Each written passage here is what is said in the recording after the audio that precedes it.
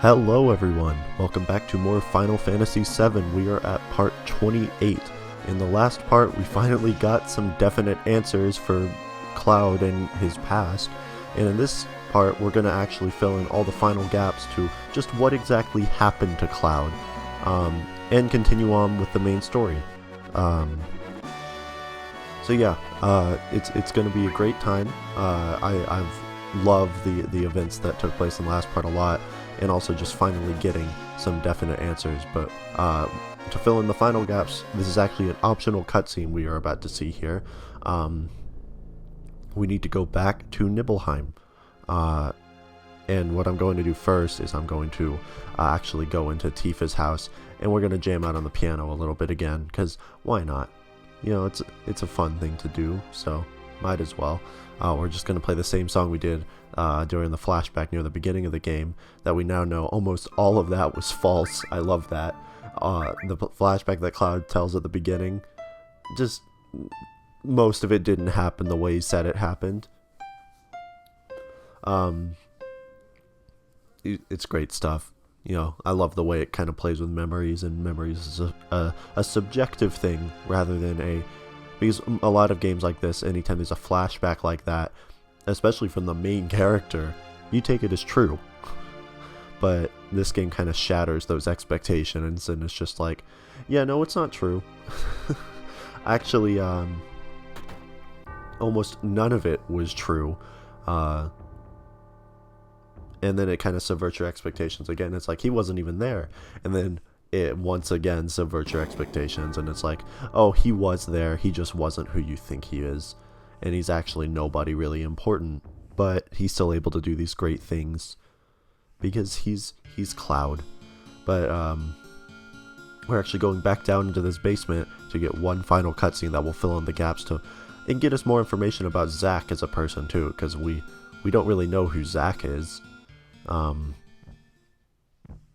And we're going to get some neat little info here. So after the events of the Nibelheim incident 5 years ago, Hojo found Zack and Cloud and began running experiments on them, specifically involving the Genova project, which actually ended up really fucking with Cloud's head and kind of causing his memories to kind of be fused with Zack's, which explains why he ended up having such a jumbled conscience at the beginning of the game. But they were experimenting on for years until finally Zack escapes and frees Cloud, and they get the fuck out of the Shinra mansion's basement. But Cloud's pretty mentally fucked up after all that, and that's also when he was injected with Genova cells, which is how Sephiroth was able to manipulate Cloud the way that he was. This is where Cloud gets the Genova cells injected into him through Hojo's experiments on him. That's why Hojo remembers Cloud as an experiment, and also why he never got a number, because he's not a Sephiroth clone. He was just experimented on by Hojo, which is why Hojo was able to recognize him. But, you know, Hojo's a maniac, and like I said, Hojo kind of caused everything that's happened here. He's the reason Sephiroth exists at all. He's the reason Cloud's the way he is. But then, to change Cloud out of his soldier uniform, he's actually putting him in a soldier uniform, to kind of, just to make themselves look a little bit different, so the Shinra won't go after them. But, they hitch a ride with this old guy, to get to Midgar, to hopefully, because Zack actually thinks that he can, stay with somebody there, in Midgar. Somebody that he knows quite well. He thinks he can stay with them in Midgar, so that's cool.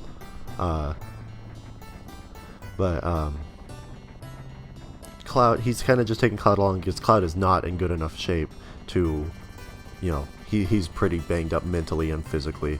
But as Zack says, he actually realizes that he can't live there because the mother lives there too. And I think you're probably starting to put it together. If you remember, Aerith said she had a girlfriend, not a girlfriend. Aerith said she had a boyfriend in Soldier. That was Zack. Zack was Aerith's boyfriend. After the Nibelheim incident, she lost contact with Zack, and it was very sad.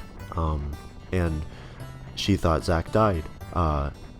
after that incident, so she ended up kind of really connecting with Cloud because Cloud reminded her a lot of Zack for obvious reasons, because Cloud's memories kind of got infused with Zack's. So yeah, it kind of makes sense when you kind of realize everything that's happening. But yeah, and then Zack gets the idea that him and Cloud should become mercenaries once Cloud gets better. Because remember, Cloud did just get stabbed through the chest, and one of the most metal as fuck moments ever. He grabs the sword by the blade and chucks Sephiroth off the side of that reactor. It's great, and I guess you could be like, why doesn't Sephiroth just let go of the sword? But like, I don't care. It's such a badass moment. But Zack seems like a pretty nice guy. He's kind of energetic. He's still very young, and he's very nice to Cloud. He sees Cloud as a friend, especially after everything they've been through. They've been through some pretty horrific stuff. I apologize. My dogs are barking. I apologize if you can hear that. But they have almost made it to Midgar. I don't know if you can hear the dogs barking, but it's fine. But then, right when they're about to get to Midgar, the Shinra find them and start attacking. And I'm gonna stay quiet for this.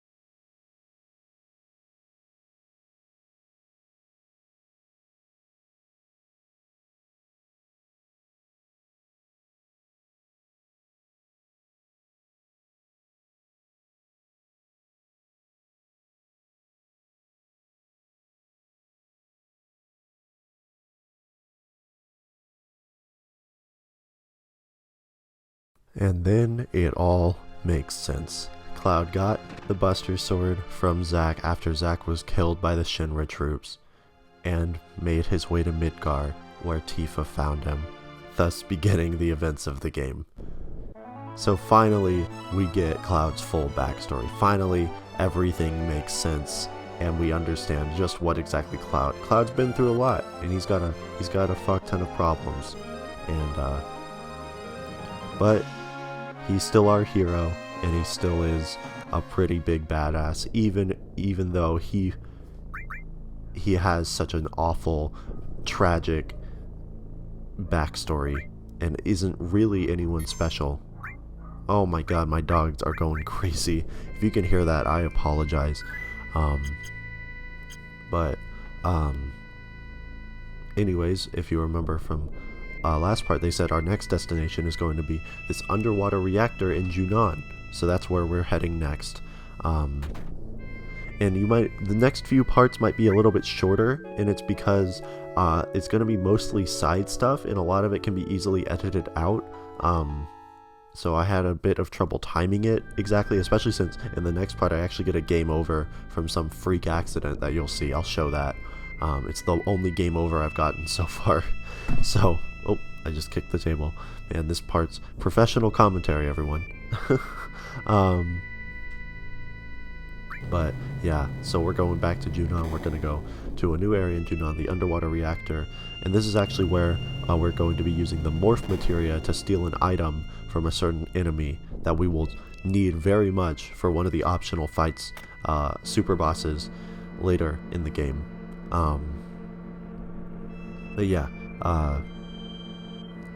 so we're still on the mission to get the huge materia and stuff. Cloud is with us now, and now we're at the point in the game. Like I said, when you get the airship, the game opens up a lot, but now that we have Cloud back, the game really opens up, and you can kind of just go everywhere you want. There's a ton of side stuff you can do, yeah, there's a lot of optional stuff to keep an eye out for. So yeah,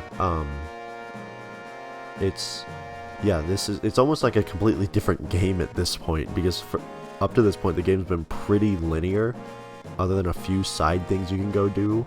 But at this point, it really has opened up. You still have to do the main story in a certain sequence of order, or a certain sequence, but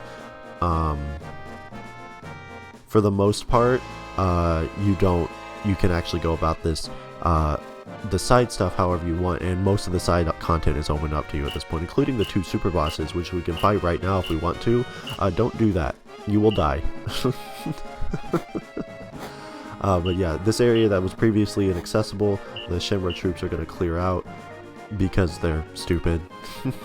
And then we're going to be able to get to this new area that's going to lead us to the underwater reactor. So that's exciting. Exciting times. But yeah, there's actually going to be quite a few required fights here, but they're all of the same enemy, so I will only be showing this first one and then be speeding through the other ones. I'm not cutting them out completely because they are technically required, so I still feel like I'm obligated to show them, but just to save time, because it's kind of just the same enemies over and over, I'm going to speed through it. Like I said, there's going to be a lot of editing in these parts, so they might be a bit shorter than 30 minutes, but just bear with me. You know, we've had a few parts lately that are quite a bit longer than 30 minutes, and then, of course, we're actually not far off from the end. Like, we still got a ways to go. We still got plenty of game left, but we're definitely in the last third of this game. And of course the finale is going to be a pretty long part, because it's the finale and a lot goes down at the end of this game, of course. Yeah, so we are just it's just going to be a bunch of required fights, and then oh, I guess I forgot to speed through this one. Oh well. I'll be speeding through most of them. You know, editing mistakes and stuff. Well, it's not really a mistake, because this is a required fight, and it takes, like, not long, because these enemies are not hard. And I'm trying still, I don't know what's going on, I'm trying still to get Cloud most of the kills, so I can hopefully get his level 3 limit break, which he still has not gotten. And it does not, I don't get it in this part, and I don't get it in the next part, and I'm prioritizing having Cloud kill everything. Sometimes another party member will, just by accident, but still, I don't know why it's taking so long. It's getting kind of out of control, because usually in my other playthroughs I would have Cloud's level 3 limit break before the end of disc 1, so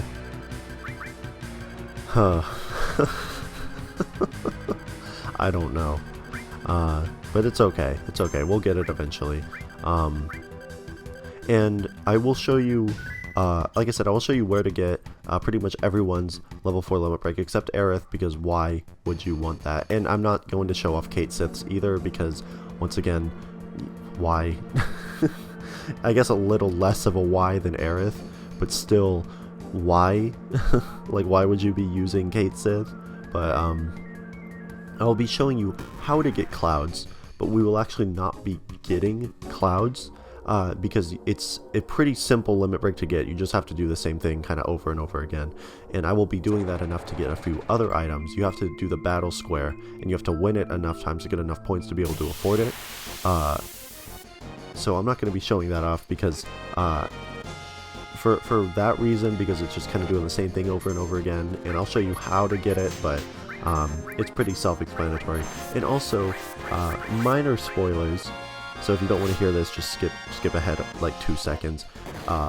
We will be getting Cloud's, we will be seeing Cloud's level 4 limit break in this game, whether or not we get it. So, yeah. That's another reason why I will not be getting it, just to save time mainly, but also because we will be seeing it anyway. But yeah. So what I'm doing here is I'm actually looking for that enemy that I was talking about, and also showing off some new fights and stuff, some new enemies around here, but I'm going to be speeding through battles of enemies we've already seen, and then battles that we have not seen. I will not be speeding through, but we are looking for a specific enemy. And this is not it. It's just a new enemy, so I want to show it off. But yeah, and we will actually be using the morph materia for the first time. The morph materia is also how late game, like I said, there's another way to get ribbons. It's through the morph materia. You have to fight a certain enemy and get ribbons from them by using morph on them. So that's what we will be doing to get ribbons, and ribbons are going to be super useful when in the battle square, because enemies love to inflict status effects in the battle square, and it's really irritating. So the ribbon will be super useful to do that. So this is the enemy we're looking for. And basically morphing, you just have to get it down to super low HP, which I just did. And then morph, because morph does not do a lot of damage, but you just need to kill it with morph, and it will turn into an item. Every enemy will turn into some kind of item. This is the one we're looking for. It will turn into a guidebook. Some enemies in the final dungeon of the game will actually turn into ribbons, so like I said, that's how we're going to be getting ribbons in this playthrough. We only really need one, just for the battle square. Like I said, status effects aren't too devastating in this game, but in the battle square, since there's only one party member, and some enemies like inflicting stop, that will just end the battle immediately. So, yeah, have a ribbon.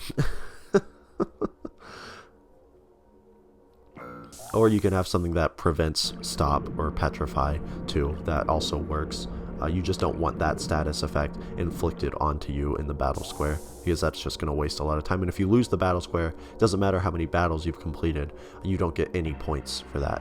If you give up early, you'll still get some points, but you're to get even close to enough points to get some of the items that we're looking for, you're going to have to fully win it all the way through a few times.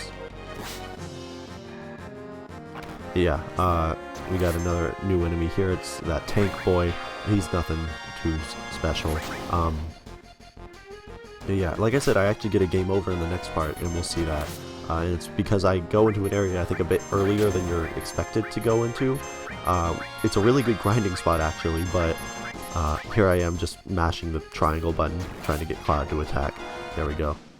Like I said, I'm trying to get him the kills. Everyone has hyper inflicted on them, and hyper, if you remember, that lowers your physical attack accuracy, but also makes your limit gauge charge up way faster. So if you're grinding limit, having hyper inflicted onto someone, or having fury inflicted onto someone, is really good. Hyper is the item that will cure sadness or inflict fury, depending on if you have sadness as a status or not. But yeah, hyper is really good if you're trying to grind limit to be able to use the limit breaks faster, so that you can get them up to their max limit faster, because we already have Barrett's max limit break. So after he gets his second level 3, I'm not even going to use his second level 3, I'm just switching straight to Catastrophe, which is his ultimate limit break, because Barrett has a really good ultimate limit break. Yuffie's ultimate limit isn't quite as good, but it's still good. It hits all enemies, and it will pretty much guaranteed do like 9999 damage to all enemies, but it's only one hit, so it's not as good as some of the other characters' ultimate limit, but still, it's good, and I'll be showing off where to get that. You can actually get that way earlier too. We could have gotten that. It's in Wu Tai, and we could have gotten that the first time we visited Wu Tai. So that's pretty interesting. These are new enemies that we haven't faced yet, so I'm showing these off, not speeding through this battle. They aren't anything too special though. They go down pretty quick, as you can see. Beautiful, beautiful. Getting that good experience, getting those levels. But yeah, we're in the underwater reactor trying to get that huge materia, and this is where the huge materia is being kept, so good. The huge materia? What's happening? Oh no, they're taking it. Okay, so we gotta move, right? A crane game? Shut the fuck up, Yuffie. Yeah, we gotta move basically, because they're about to put it onto the submarine. So, yeah, we gotta go quick. Also, warning, there's a boss fight coming up that can be kind of annoying. so be prepared for that. And there's not a save point. The last save point is a few minutes back, so if you die to it, you'll be set back a bit. So just be prepared. When you walk into this room, make sure you're in a state where you can actually fight a boss. That it can be a little annoying. You'll see why here in a second. But they're loading it onto the submarine, so we gotta move quick. This very slow crane animation, God. But yeah, we gotta move quick to get there. And this is Reno here of the Turks, and of course they're like, oh shit, it's the Turks.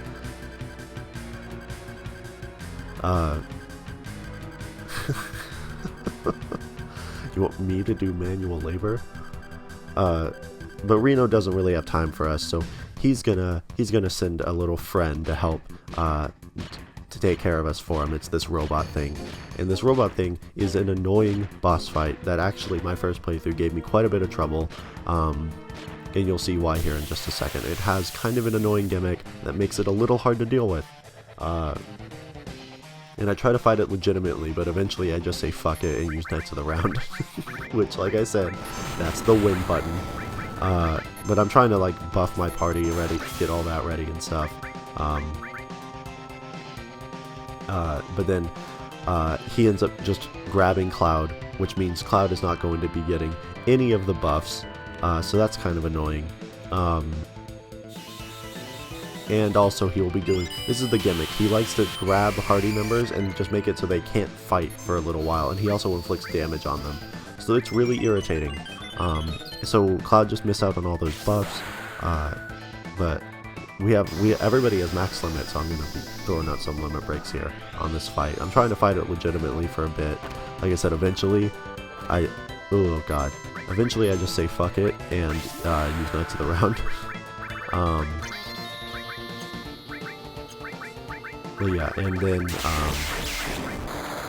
he's actually about to kill Cloud here. Cloud's about to be out, so this is actually a good opportunity for me to show off the Phoenix summon, because like I said, that will do damage to all party members and also fully revive, or do damage to all enemies and fully revive any fallen party member with full health. But yeah, once again, flashy ass summon animation. I love this shit. I love how flashy they are, it's so great.